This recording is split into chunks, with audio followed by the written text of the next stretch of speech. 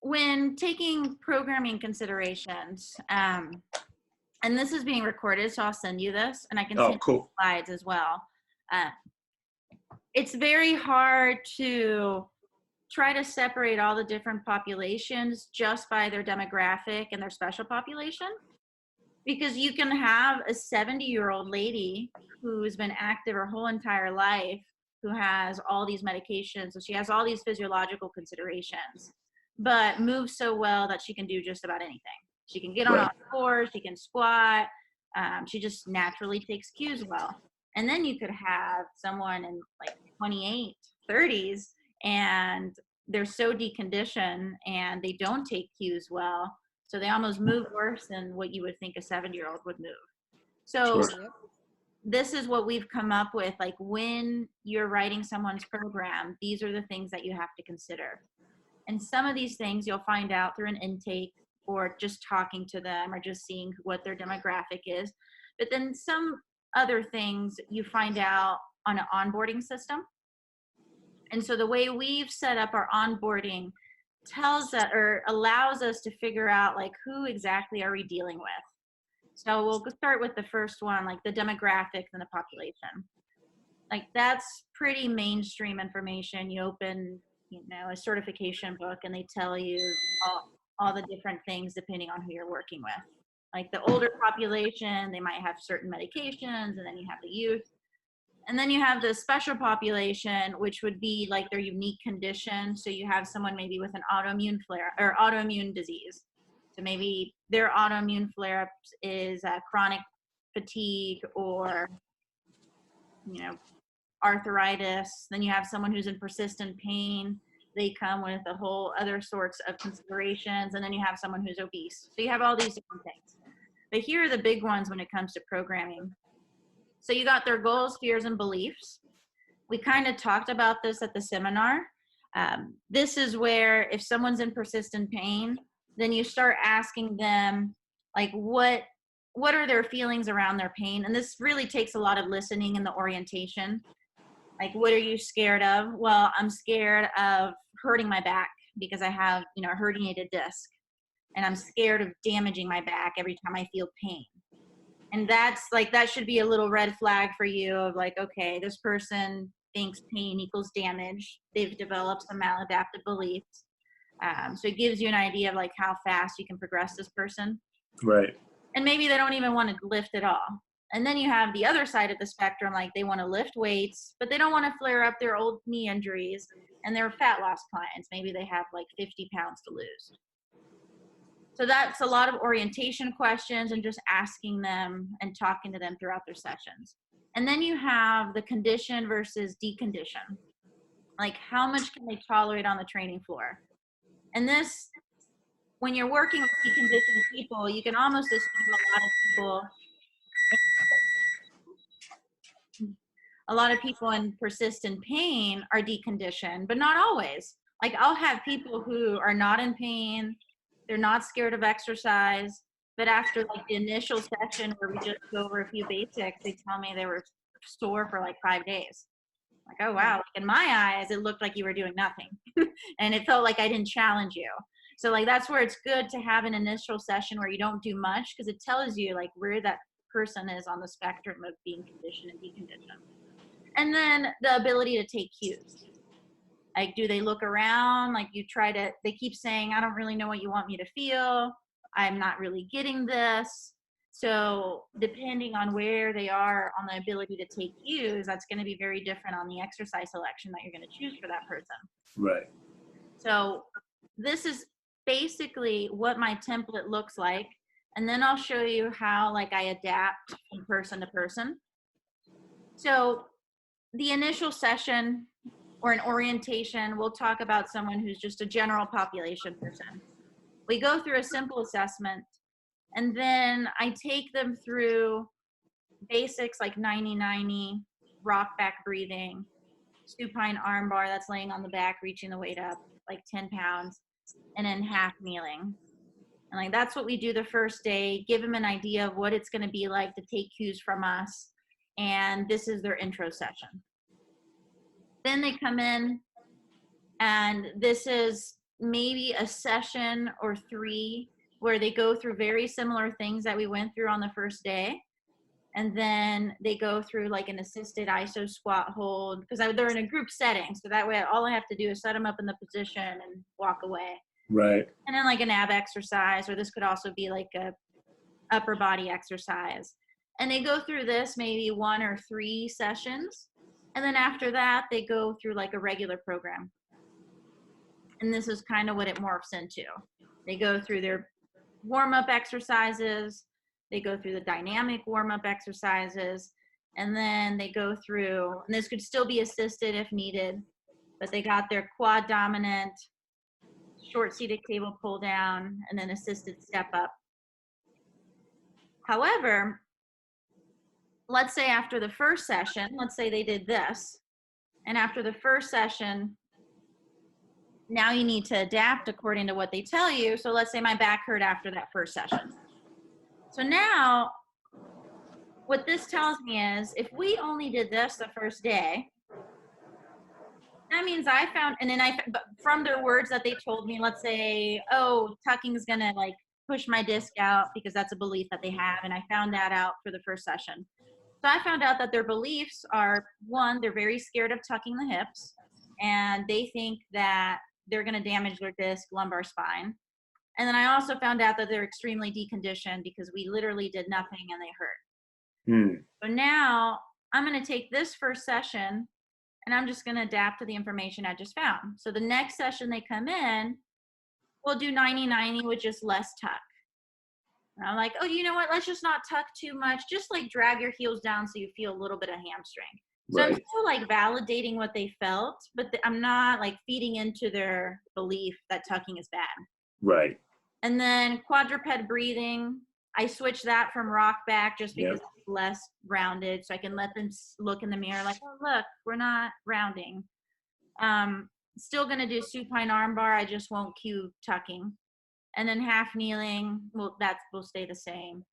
And when someone who's very, very deconditioned, we need that blood flow, we need walking. So depending on the person, I'll either have them walk on the treadmill a little bit, or I'll have them, this is supposed to be seated bike. Seated bike, just to get some motion in there. So like, that's how I would adapt to someone who's like, oh, I hurt. But then you can take that same initial session, and it's someone who doesn't take cues well. They're like, I don't know what you want me to feel, or I don't know, I'm not really sure what you want me to do here. Right. So this is their initial session. And here, 90-90 was okay. Rock back, they kept telling you, I'm not really sure. Supine arm bar was decent. The quadruped, like it was too trappy, and they still didn't really know what you wanted them to feel. So in that initial session, you found out that their ability to take cues was extremely low. They can't seem to hold on to multiple references. And you have to remember their goals. This goal is fat loss. They want to learn how to lift weights without flaring up their injuries. So that's kind of where you have like a hard situation when they can't take cues well, and they work out hard, but they don't want to get hurt at the same time. So I would take this initial session, and right when I would not give them this. So like right when they're getting frustrated with all the cues, I would turn their first program into something like this. So they did well with 90-90, but you can see that I brought the reps down, or the sets down. So now it's like, just give me 1 round of 90-90 and give me 1 round of quadruped tucking. And this is really, I don't take a lot of, I don't get too detailed on quadruped tucking. That's just like them trying to bring awareness to their body. Right. Half kneeling stayed the same. Wall squat takes a little less cueing, and I'm only asking them to do it once versus twice here. And then single arm carry. So if you see single arm carry at my gym, it's normally someone who doesn't take cues well. Give them something. And then their fat loss, they want to have a hard workout. So the assisted squat turns into a tempo squat. So now I'm like crushing their legs. And then they have the assistant so they can at least hold the position a little well. And then short seated cable pull down stays the same. And instead of assisted step up like I normally would do, I have them do a sled push. So that way their legs burn, their heart rate goes up. And then instead of a semi squat landmine press, since they can't keep position, I just put them in a seated position. And then to crush them at the end, I do a little finisher. So that's how I would adapt to that. But then you have someone who believes that burning or hurting is a good thing. They're a fat loss client, but they take cues really well.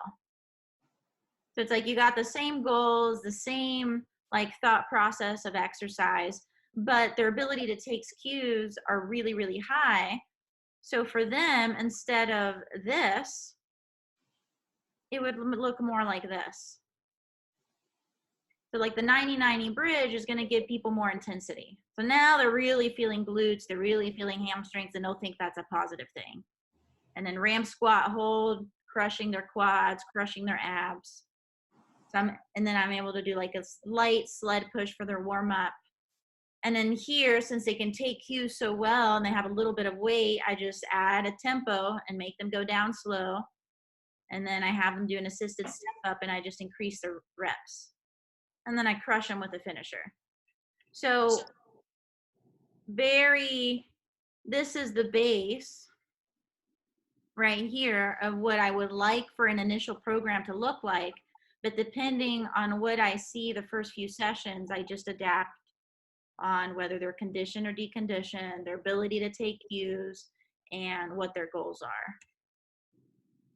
So if someone first comes in, normally they go through this once, and then they go through something like this 2 to 3, 4 times. And then from there, hopefully they have a regular program like everyone else after like 2-3 weeks. How long are these sessions, Lucy? 45 minutes to an hour. And if someone's crushed after 45 minutes, we've only run into the problem of someone saying, I paid for an hour one time. Of course. And if that's the person we're dealing with, I would just some type of cardio. That's when it's like hop on the treadmill for 20 minutes if we don't have, if we have to go for the whole hour. Right. But sometimes these, like if I'm dealing with someone in persistent pain, 30 minutes. Like if this is all they're doing for a few times, right, it'll be 30 minutes. And what I will do, my business partner might not like it, but I'll say, you know what, you're not using the whole hour. So instead of you coming twice a week, why don't I give you 6 sessions and you come 3 times a week for the next 2 weeks? So that way you only get 30-minute sessions. Gotcha. The more I can get you in here, the better. And so I technically lose money at first, but I'll be able to progress them faster if I get them in there a little longer. Just sure. Minutes sessions. And a couple things that I wanted to mention, like programming habits that I have right now. A lot of iso holds versus dynamic moves. And that means like not a lot of movement within the exercises. So like static dead bugs, iso hold glute bridges versus glute bridges going up and down. I think in the beginning, people really need that just basic structure. It's like we assume that they can handle a ton of cues, but in reality, it's like they really just need to focus on the position.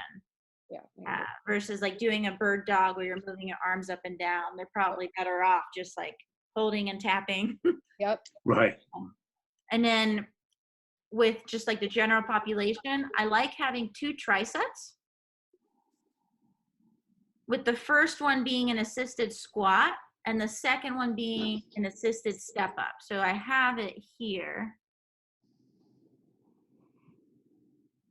So if you add like an ab exercise here and an ab exercise here, these are the trisets that I really like with people. Imagine if I had an assisted squat here for the person.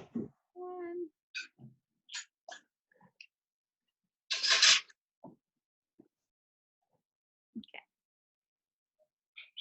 So let's say they're doing this and they're squatting for 3 sets, and I'm just like, all position, like hold on to the position.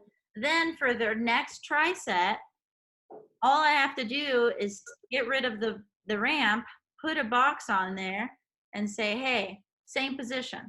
Like exactly what you just did on the squat. Now you're just going to do it single leg. And I found that to be really good to transfer over from one exercise to another.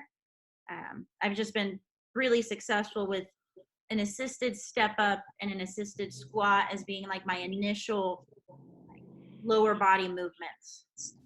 And we will even do this for an A day and B day for like 2 weeks.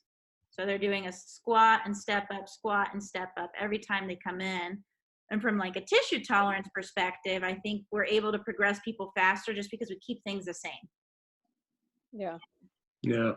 And if they need like a little bit of novelty or they need variety, like maybe choosing a different finisher every single time. Like today you do ropes, the next day you do boss slams, and the next day you do sleds, so that like, you can add variety within that.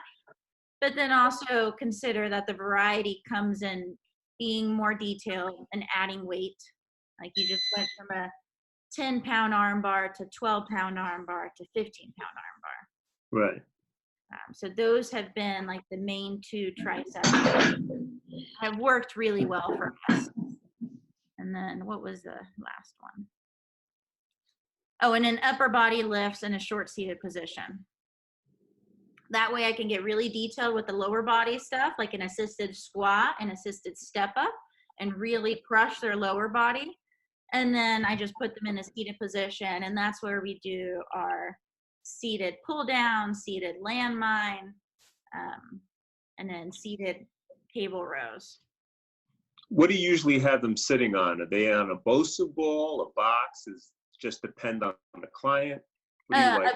A box, I think it's 12, 16-inch plyo box, like a little thin box. Mm-hmm. And if I have someone who's very hypermobile and flexible, I even like going really short-seated where they're almost like in this position. Right. Yeah. What do you like in terms of the tempo? I know you talked about it a couple weeks ago, like a tempo squat. What is it, like a 1-3-1? Does it depend? Like normally I'll just go like 2 seconds down, 2 seconds back up. Oh, okay. But if I want to crush the person a little bit, get them to feel more muscles, that's where I will slow it down and go 3 seconds down, 3 seconds back up. Okay. Maybe the technique's not there, so they need the assistance, but they also want to be pushed a little harder. So that's a really good way to just get their legs burning. And you have them the soreness from the next day. It's like, wow, I can't believe I was sore from that. Because if you slow down the tempo on anything, you'll get some soreness. Yeah, good questions. Did that kind of help with the programming? Yeah, that was great. See your thought process or my thought process? Yeah. Awesome. Yeah, it's great. But yeah, for persistent pain, it just goes slower. And if you have, let's see, let me share it again.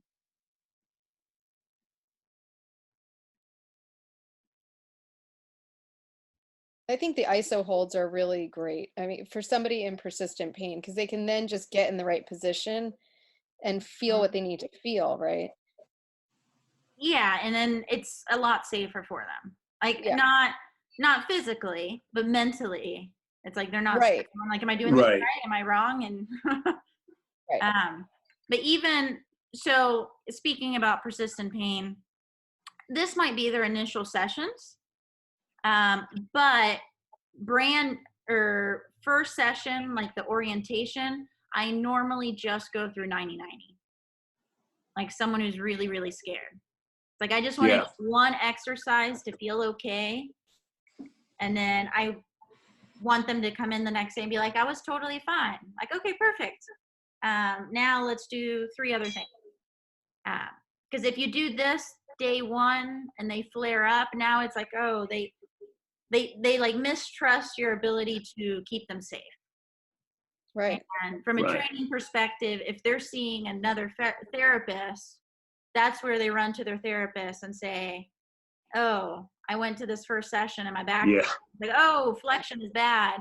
So it leaves me little room for failure, and they're in no rush. I'm in no rush.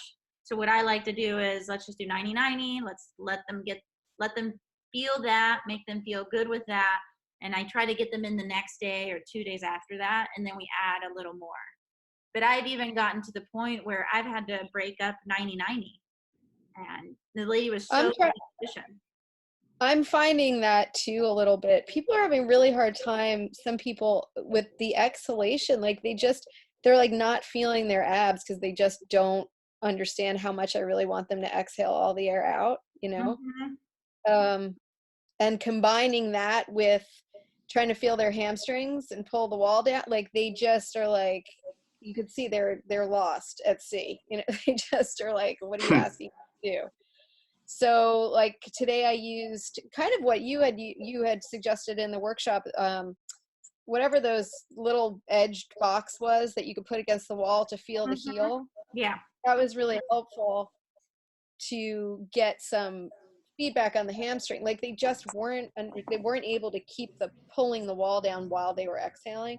But for that exhale, like, you know, short of repeating myself 3 million times, is there any other cue that you like to use that really gets all the air out? Mm-hmm. Or maybe they need a balloon. I mean, I don't know. I haven't used the balloon.